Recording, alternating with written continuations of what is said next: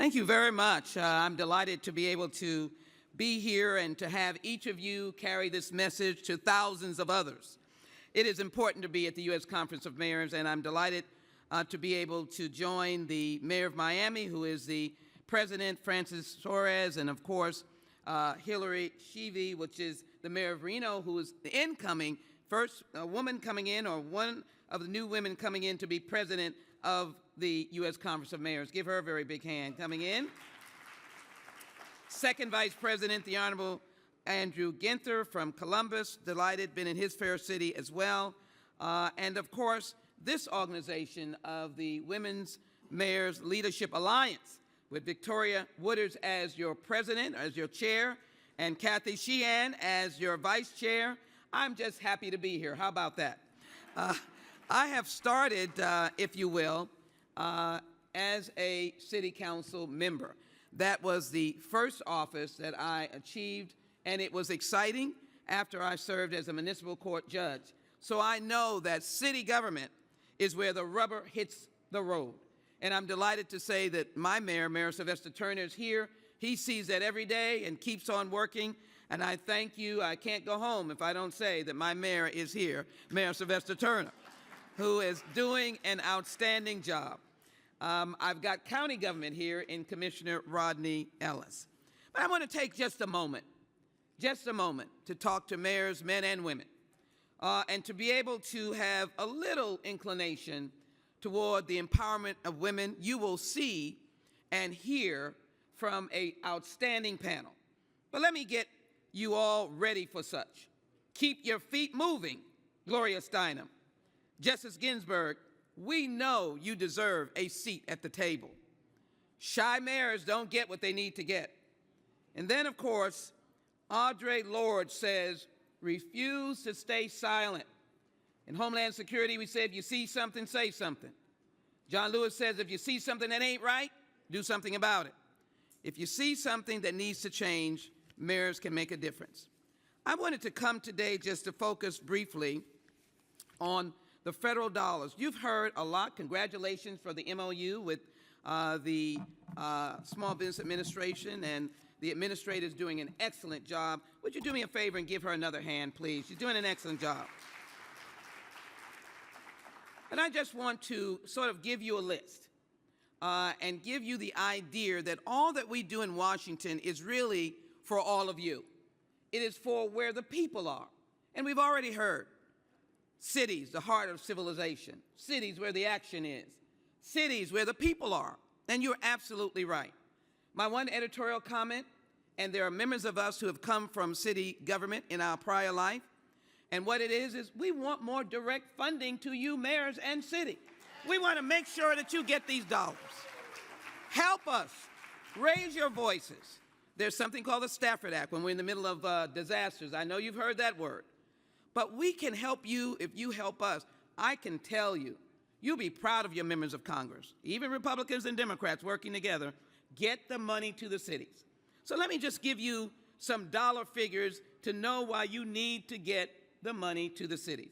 I'm excited about the bipartisan infrastructure bill. I was part of the negotiations as a member of the Budget Committee and the vice chair of the Congressional Progressive Caucus and a member of the Congressional Black Caucus. We poured in around cities to ensure that cities would be heard.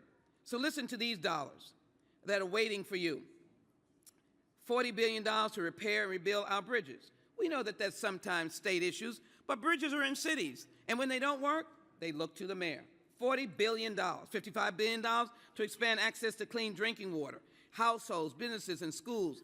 That's where mayors can take a lead and say, where is the money to help some of our schools, help some of our households, no matter whether you're in a city that's had a water problem, everybody can speak to the issue of clean drinking water. Utilize it. $42 billion for connecting our communities through improved and efficient broadband equity, access, and development.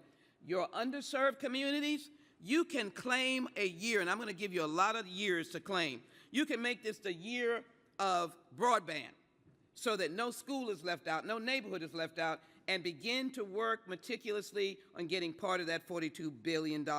And question your states when they're not getting up and getting on with that money. $370 billion investment grants to reduce air pollution at ports for those who have it, working with your ports. $50 million in funding to address air pollution at schools. Parents love it. And if you work with your parents, you can claim a year of the child, which is what I did on the floor of the House last week. I just got tired of children being abused and shot and not having resources. I said, Congress, you got to declare this the year of the child. Let's do as much as we can for children in America. Those monies can trickle down to you, $27 billion for greenhouse gas reduction, $2.6 billion in funding to support coastal resilience, and of course, $3.2 billion to deal with affordable transportation in disadvantaged communities. There's so much that you can pull on and claim them all part of your work. Don't forget the CHIPS Act, where you can develop an ability to hire people in grabbing onto the semiconductor work. Find businesses, when I say businesses, manufacturers that want to develop it in your community. They're everywhere.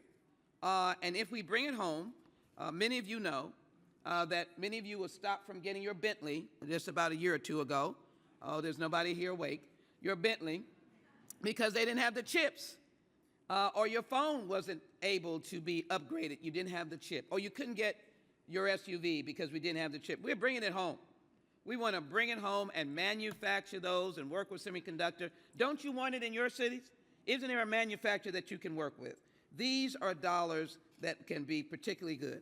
You can claim this the year of health care. We're excited. I always go and get an applause when I tell seniors or tell anybody, you can go to your local drugstore now and get your hearing aid. You don't have to pay $3,000. We made that valuable for you. You can as well get your insulin under Medicare, capped at $35, but we are working to get it for all insurance plans. And we've just expanded the ACA so you can add more of your citizens in your city to the plan because we have brought in more money to expand those to give them a greater opportunity for health care. And seniors love this. They've capped their prescription drugs. Mayors can speak about this as well by having a health day, a health week. You've got wonderful health departments, and I just see everything coming. Remember what I said now, the year of the child. We didn't forget children. Youth mentoring. Oh my goodness, how many programs can you put under that? $89 billion. Your NGOs, your different organizations for young people can partnership with you. Victims of child abuse, $43 billion. And that is the saddest scene for you to go to. An injured, missing, or dead child because of not having resources to take that child to a safe place. I've always worked on the issue of missing and exploited children since coming to the United States Congress. I chair the Subcommittee on Crime, Terrorism, and Homeland Security, and we focused on children's issues. And missing and exploited children, the most heartbreaking of our work, $80 billion that cities should be able to access. Substance use, I call it substance abuse, $30 billion.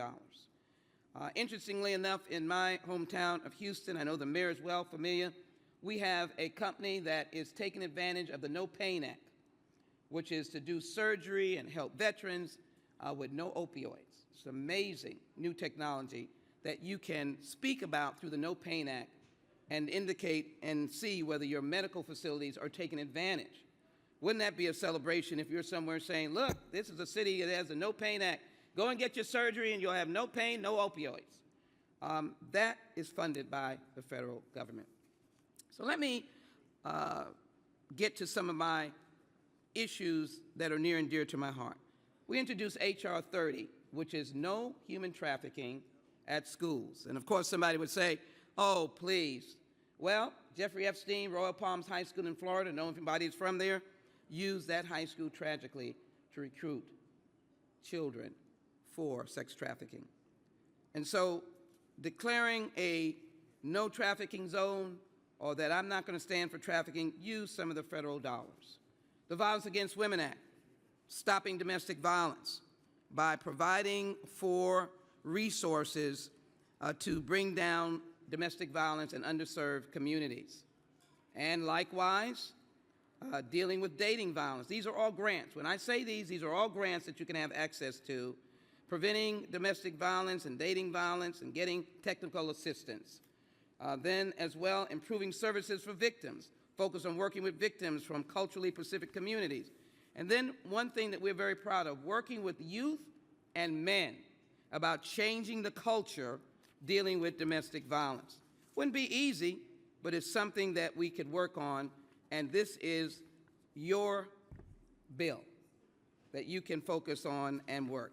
We didn't get the safe homes, but I think it is extremely important that you use other funding to make sure you have a safe place for domestic violence persons to go, and then also if you can work with them so that they're not totally lacking in the ability to get resources for themselves and family when they're not with their partner. The Violence Against Women Act is tied to VACA. What is that? It's something that the City of Houston and the mayor, we work together on making sure that victims of crime, we don't want anyone to be a victim of crime, but there are federal funds that we've now shored up, that I joined in with Chairman Nadler and myself to make sure that the funds in Washington are there and you can draw down on them to help your victims of crime. That's something that every community unfortunately faces, and you need to take advantage of it. Don't forget, of course, the whole idea of dealing with the COPS program, and now there's a little bit more diversity in what you can do with the COPS program in addition to recruitment. Let me share with you the secret that members have. They don't really want it to be a secret, but it is an extra independent source of funding. How many people have heard of the community projects? Community projects. Do I see any hands? Community projects. Have you taken advantage of community projects? Work with your member of Congress. Work with your member of Congress that you can utilize it for parks and get direct funding to city government. Schools, direct funding to your school district. Direct funding to the county for flooding. Direct funding to police departments.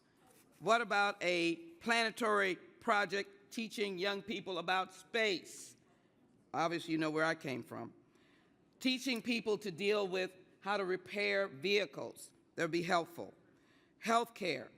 All of these can come from community projects. Victims assistance. Sewer projects that are aging water sewer came from community projects.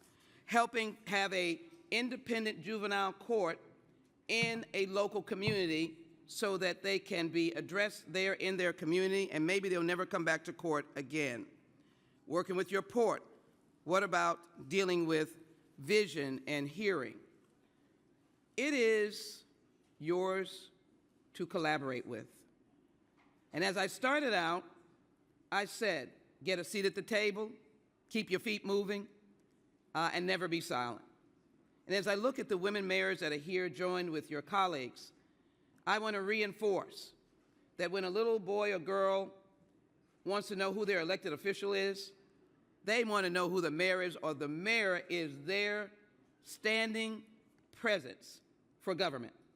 You are role models throughout the nation. You are the first that they see. You see them in their schools, in the shopping centers, at the parades, and the families are so excited to say, this is the mayor of your city. You have the opportunity to change lives so quickly by defining who you are and using these dollars that can be for no one else but yourself. This is America's best, when we stand for those who elect us and let them be front and center. When we're on the floor of the House debating, we're always talking about home. We're not talking about give the federal government another $1.7 trillion in the infrastructure bill. We're talking about how the monies can help us at home.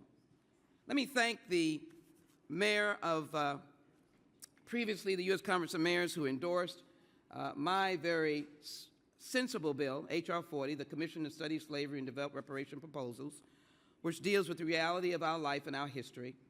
And let me encourage mayors to always stand up against anyone who would say that any of our history is not important. Cities are the place where the diversity is so evident that we can teach our communities to live together. One of the other issues that I have stood for and stood against is to try and eliminate hatred in America against groups that are different, to really push that we can live together. Over the last couple of years, many of you know that there has been a rise in extremism, domestic terrorism, For those of you who've had these incidences, they don't happen in the United States of America, they happen in cities. And some cities have been particularly impacted by this tragedy. I want to continue to speak against that kind of hate and also recognize that it is not something to be silent on. And so we've introduced legislation to ensure that race, ethnicity, religion, and yes, white supremacy does not generate into domestic terrorism to harm our boys and girls in our cities. Some things are painful to speak about, some things should be spoken about, and some things should bring us all together to cure, for us to move forward together. Remember when I said, keep your feet marching together. I'm delighted to have the opportunity to say that mayors of America are in fact the movers and shakers of America. I know that Joe Biden believes that. I know that we in Congress work very hard. Join us in making sure that we advocate with your voices. And I thank Tommy Cochran, who I've known for so many years. I appreciate his chauvinism about cities. Whenever you see him, he is making sure that Congress does not forget cities. That's a good thing. And as I close, this is a statement from a lady who now has her statute in the United States Congress. It goes to all of us. Ain't I a woman? I've borne 13 children and seen most all into slavery. Sojourner Truth. The premise of that is, whatever they might call you, you are what you are. You have your own history, your own story, your own great city. Your leadership makes it greater. We in the United States Congress want to be your partner. Thank you all so very much. God bless all of you, and God bless the United States of America.